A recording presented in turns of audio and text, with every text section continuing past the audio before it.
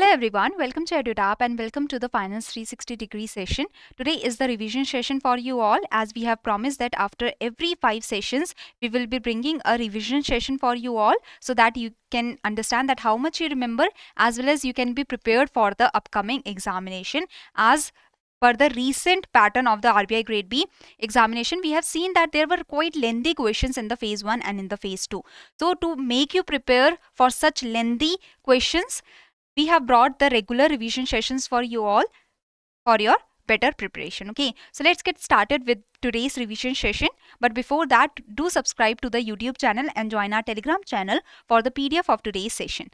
So starting with the first question, so let's get started with this. So the first question is regarding for the framework for compensation. Okay, so a framework for compensation to the customers has been released by the Reserve Bank of India for the delayed updation or rectification of credit information. So if a customer is raising a complaint regarding the updation or rectification of the data, and if there is any delay that is coming in that updation, then the compensation has to be provided by the credit institutions and the credit information companies. So you have to tell me that which of the following statement is correct in this regards. Okay.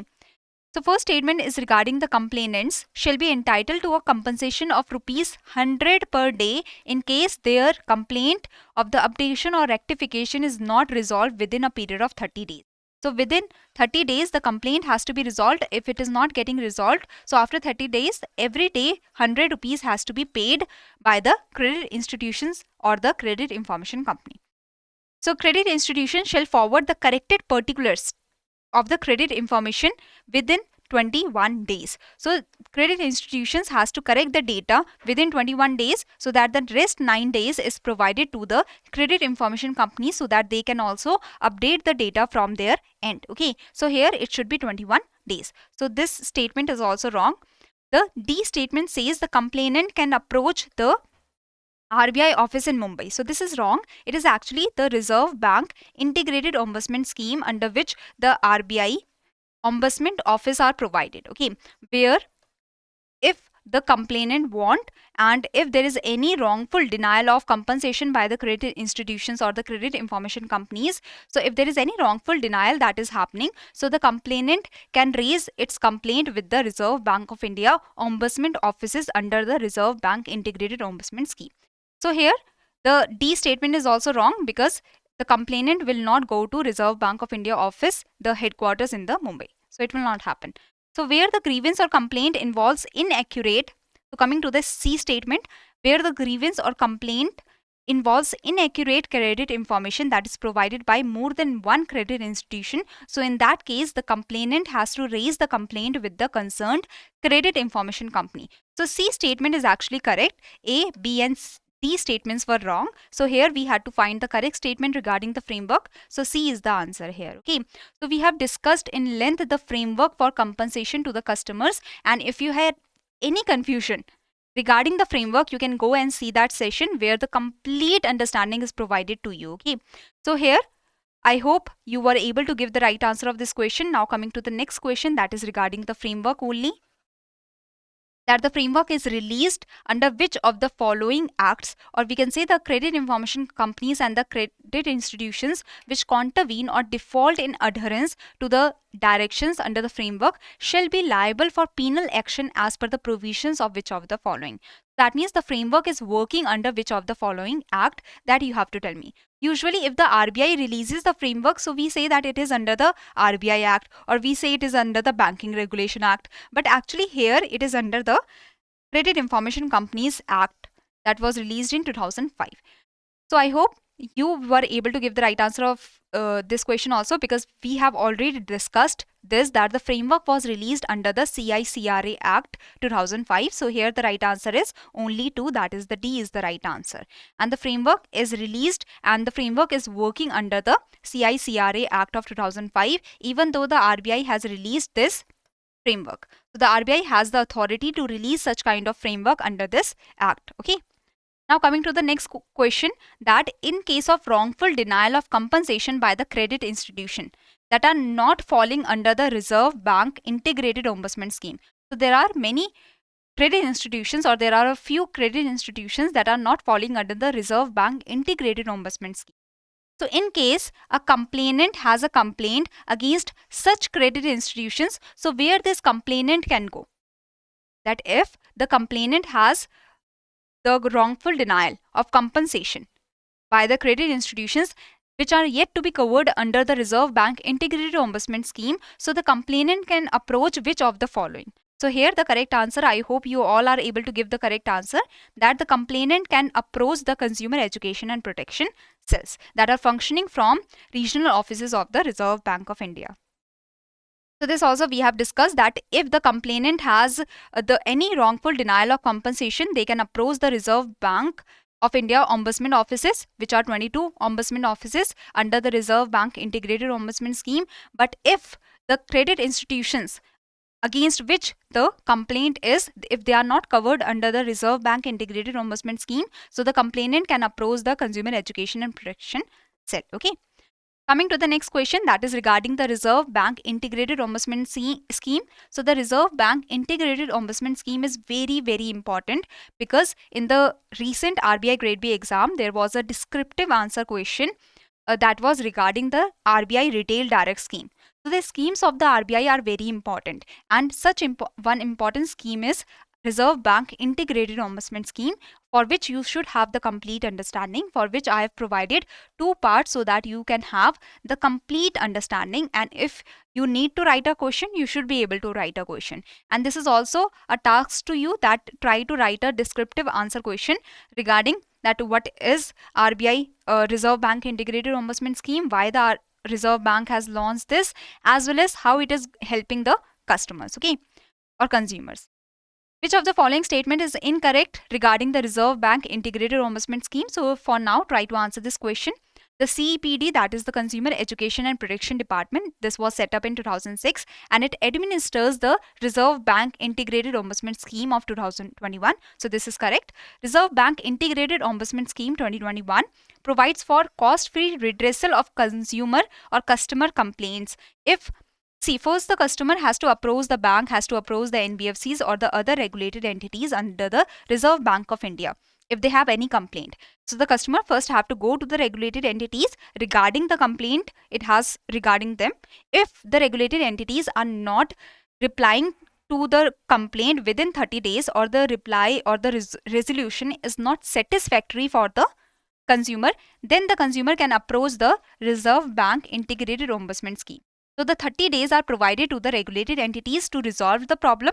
If the regulated entity is not resolving the problem within a period of 30 days or there is no reply within a period of 30 days, then the customer can raise the problem with the Reserve Bank Integrated Ombudsman Scheme through the Reserve Bank of India Ombudsman offices or through the Consumer Education and Protection Department, or these are, or through the CRPC, that is the Centralized Receipt and Processing Center, or through the CMS, that is the the Complaint Management System. Okay. So the scheme adopts one nation, one ombudsman approach, that is correct. In addition to integrating the 3 ombudsman schemes, that is the Banking Ombudsman Scheme, the Ombudsman Scheme of NBFCs, and the Ombudsman Scheme of the digital transactions. So these 3 ombudsman schemes have been integrated under the Reserve Bank Integrated Ombudsman Scheme. So the scheme also includes under its ambit the non-scheduled primary urban cooperative banks with a deposit size of rupees 50 crore and above, and credit information companies. So A, B and C were correct. D was wrong. Okay. So I hope you have understood this and you were able to give the right answer of this question, that is D. So here the CEPD, so we have already discussed everything about the Reserve Bank Integrated Ombudsman Scheme in the 2 parts that we have discussed. And if you have any confusion regarding the Reserve Bank Integrated Ombudsman Scheme, you can go and see that session. Okay.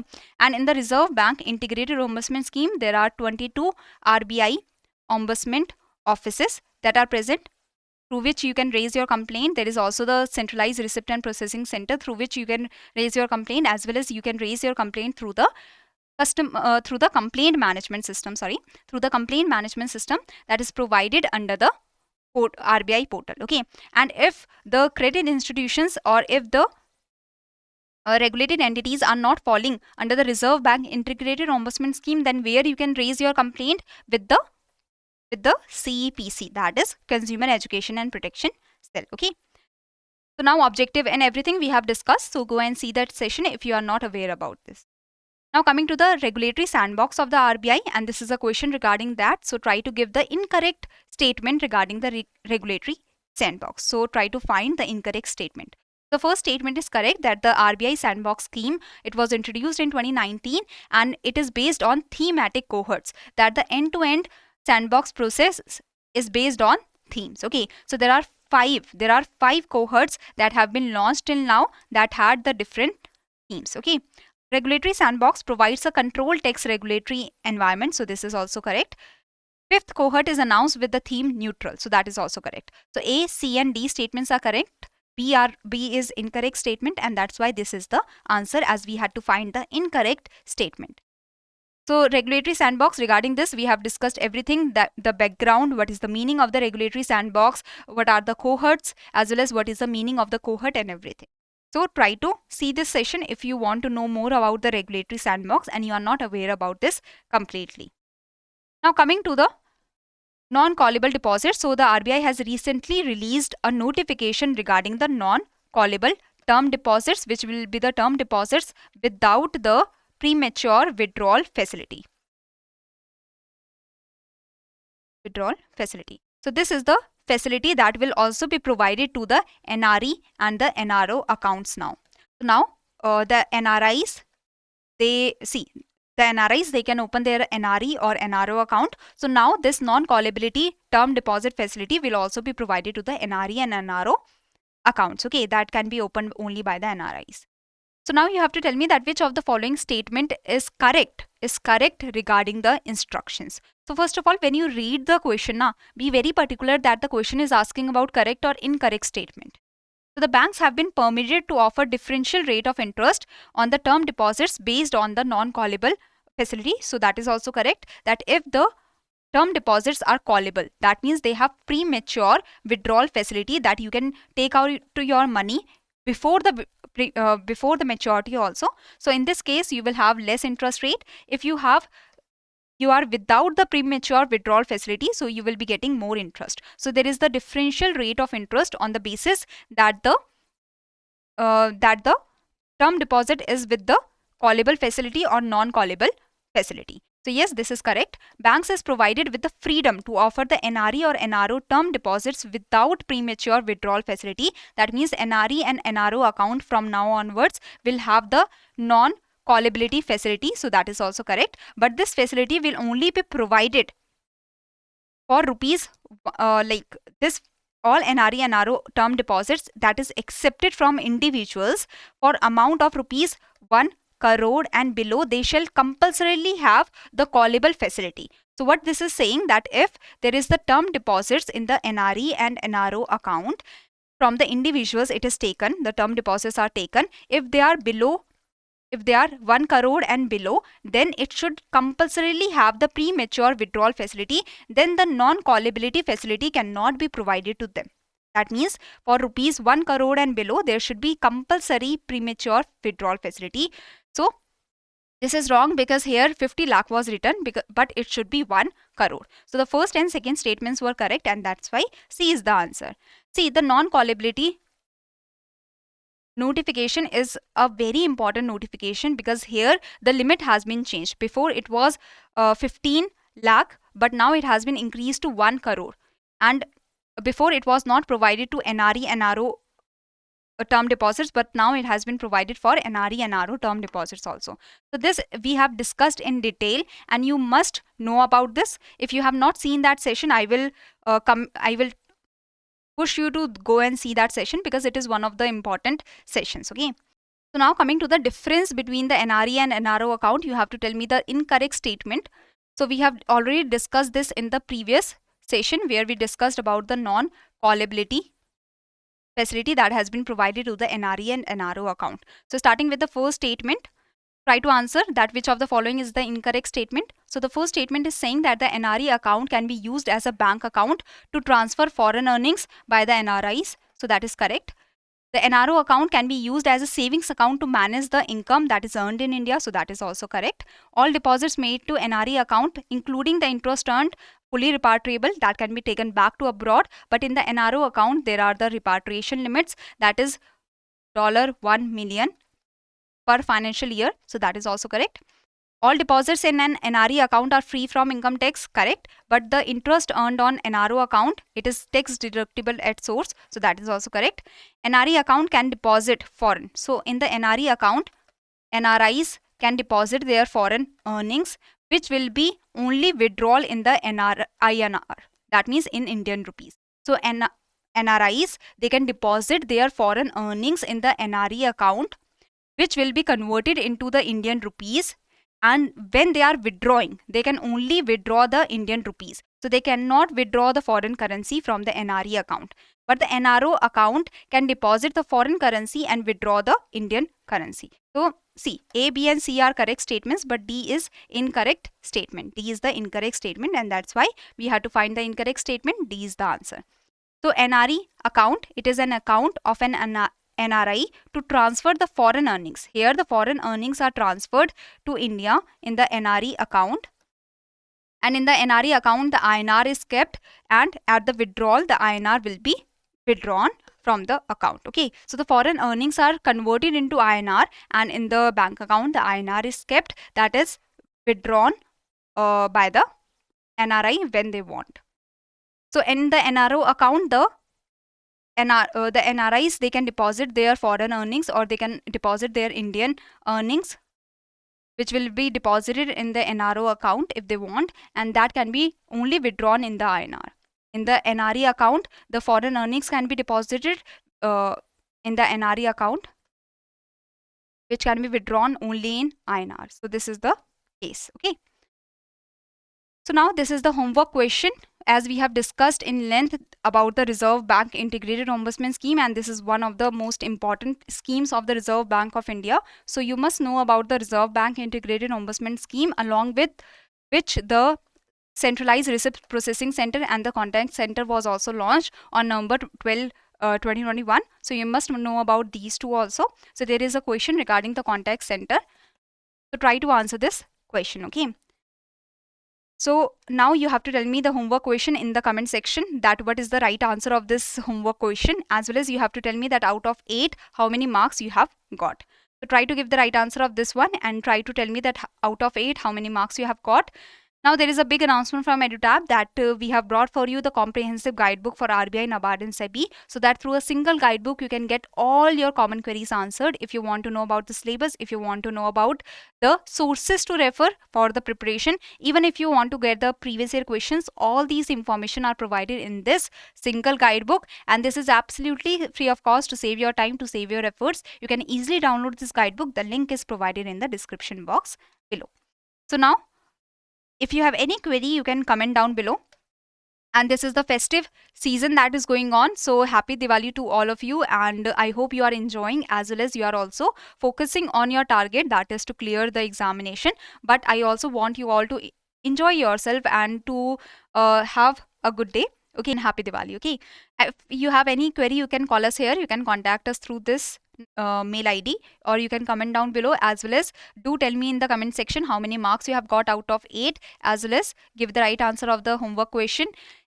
And as I said, enjoy yourself in the festive season, as well as do not forget to keep preparing also, and have a good day. Thank you very much.